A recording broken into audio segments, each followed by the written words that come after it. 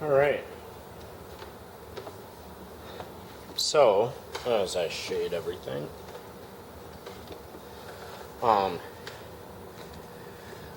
didn't have a lot of time this week, so I wanted to do a overview of everything I have done to the ET8 to get it hopefully running real nicely. We'll run a little later today, but I think it's in order. So on the carburetor, Ronald Walters, his carb, the stem here was very tight, so when he turned the lever, it also turned the high-speed adjustment screw, and so he had to polish the two pieces there to get them to run together, which if he had to polish that, that was a nice airtight seal. No issues there for him. He also had to seal this side like I did because there's just a big gap around the barrel on that side. So if you get one of these, you definitely are going to have to do some sort of seal on this side.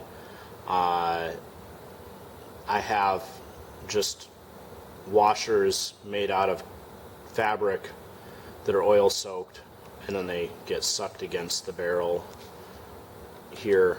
And I use the bottom of a pill bottle for the big washer to retain them.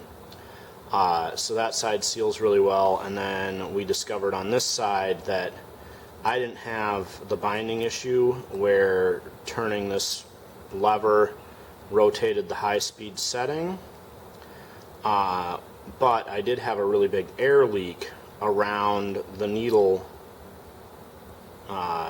here, so that when I was running, if I dropped a bit of oil there, it smoothed the engine out by closing up that air leak. So I used Vaseline, but any heavy grease will do to just place around this clip so that it'll block the air leak if you have that air leak on your carburetor. The other thing is, if you remember,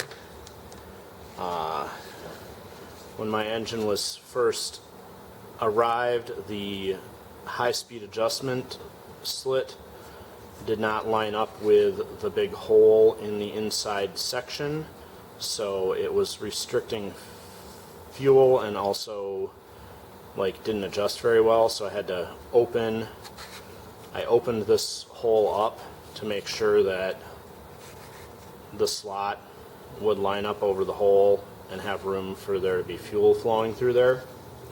That was inside the carburetor. And then after I got all that working last week, of course, we had the boot came off.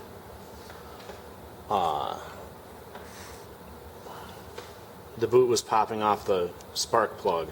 So this piece of clear tubing is just fuel line, and it's stuck on there pretty good.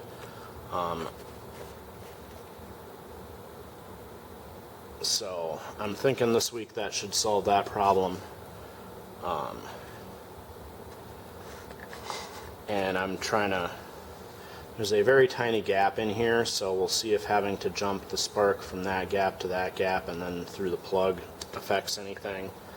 And then the last thing that we had issues with last week was the battery box. The center battery on all these boxes for all the engines, it likes to pop up and out while the engine is running from vibration. So again, I just use the hair tie to hold that middle battery in, and I had forgotten that last week. So